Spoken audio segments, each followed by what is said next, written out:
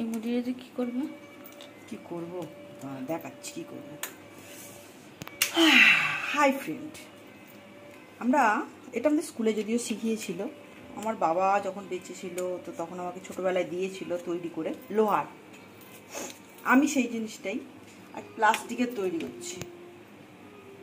দেখলে গরম। কারো কাছে যদি তাতাল থাকে তো ভালো কথা এই জিনিসটা, আর যদি না থাকে কোনো প্রবলেম নেই, গ্যাস আছে, ছুরি আছে, সুন্দর করে কেটে নেবে। ঠিক আছে, আমিও যদি ছুরি দিয়ে পরে কাটবো বা ঘষবো, আমাদের ফাইলারটা কোথায় গেল রে, ভাবে একটা এই ধরনের পাইপ লাগবে, সেটা এটা পাইপও হতে পারে বা কারোর মুখও হতে পারে, ঠিক এইরকম একটা সাইজ জিনিস লাগবে। দুপাশে ফটো এবার দেখাচ্ছি কি হবে। এটা টিনটিন গন্ধ নিতে, সব রকমের গন্ধ নিতে খুব ভালোবাসে। নিতে ভালোবাসে না, গন্ধটা স্মেলটা খুব ক্যারি করে যে কোনো জিনিস। এবার লাগবে এইটা গ্লুগান।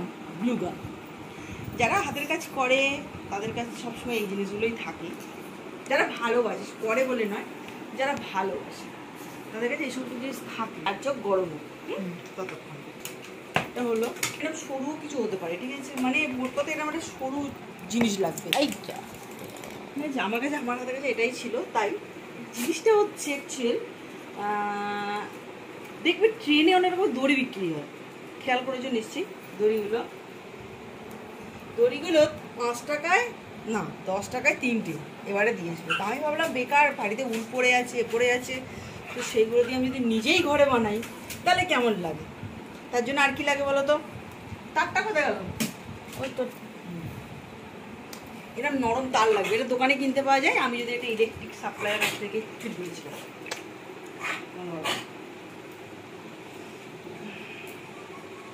নরম না শক্ত হয়ে গেছে। আমাদের টিনটিনের অবস্থা দেখো, ও সব কিছুতে এক্সাইটমেন্ট। নানি কি করছে? নানি কি করছি, আর তোতো বাবা কোথায় গেল? ফ্রেমের মধ্যে 3জন আছে, টোটো বাবা গায়েব। তোতো বাবা এইটা ছাপ কথা চলে এসছে ফ্রেমে, ছক কিউট।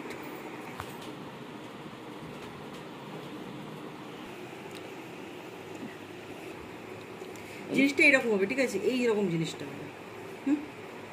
ঠিক আছে, ওটা আটকাতে হবে, আটকে দেখাচ্ছি।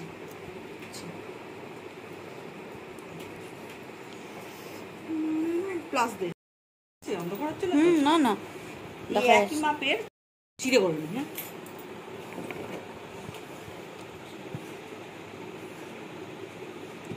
চারটে।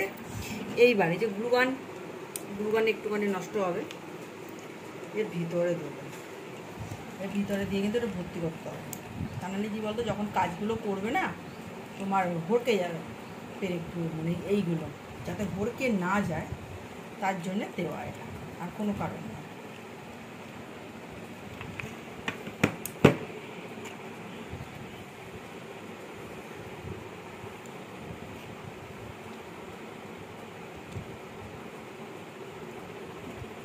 চারদিকে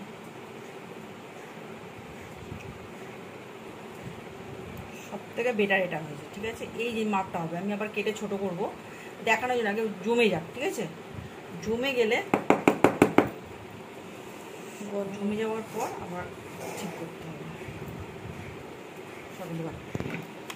এই সেই যন্ত্র তৈরি। আচ্ছা, এটা তোমরা কিন্তু কোনো লোহার দোকানে গিয়েও তৈরি করে আনতে পারো। এটা সরু পাইপের ওপরে 4টে এরকম ঠ্যাং বসিয়ে, এবার কি হবে এটা দিয়ে দেখো, খুব সুন্দর দড়ি তৈরি হবে। সিম্পল সেলাই একটা, কিচ্ছু না। শুরুটা একটুখানি ভয় কটো, যদিও দেখাইনি। এই দেখো বেরিয়ে আসছে, দেখেছো দড়িটা আস্তে আস্তে। মানে দড়ি আর কিনতে যেতে লাগবে না, বাড়িতে যে কোনো সুতো দিয়ে করা যাবে, কিন্তু মেশিনটা একটুখানি ছোটো হলে আরও ভালো হয়। কারণ আমারটা একটু বড়ো তো, ওই জন্য এই মোটা কট বলে বড়ো নিয়েছি। যখন সরু কটে হয় কাজ হবে তখন দেখো। এবার তোমাদের বুনোটা ইয়েটা দেখাই, দেখছো, বুঝতে পারছো?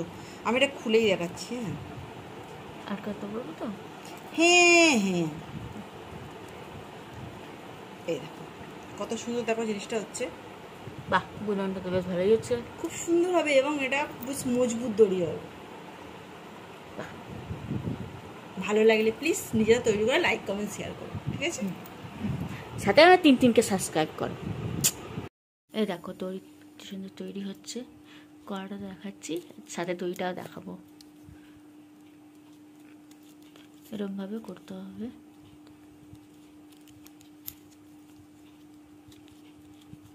দইটা দেখো, কোনো ব্যাপার নেই, দেখো শুধু এই দেবে আর এই করবে। আর দইটা দেখো, এই দেখো কি সুন্দর হয়েছে। যে কোনো দড়ি দিয়ে করা যায়, শুধু উল দিয়েই করতে হবে তার নয়। বাড়িতে যদি কাপড় ছেঁড়া থাকে, সিনথেটিক কাপড় দিয়ে সরু সরু করে কেটে টুকরো করে এটা করা যেতে পারে। আর আমার মেশিনটা একটু গড়বড় হয়ে গেছে, আমি আরও একটু বেটার মেশিন এসে দেখাবো, ঠিক আছে? এটা তোমরা রেডিমেড করতে পারো, এটা হ্যাঁ, যে জিনিসটা আমি করেছি। ভালো লাগলে প্লিজ লাইক কমেন্ট শেয়ার করে নিজেরা বানাও, আর কিছুই না। আর টিনটিনকে একটু সাবস্ক্রাইব করো প্লিজ একটা সাবস্ক্রাইব করো, তাহলেই আমার টিনটিন রানীকে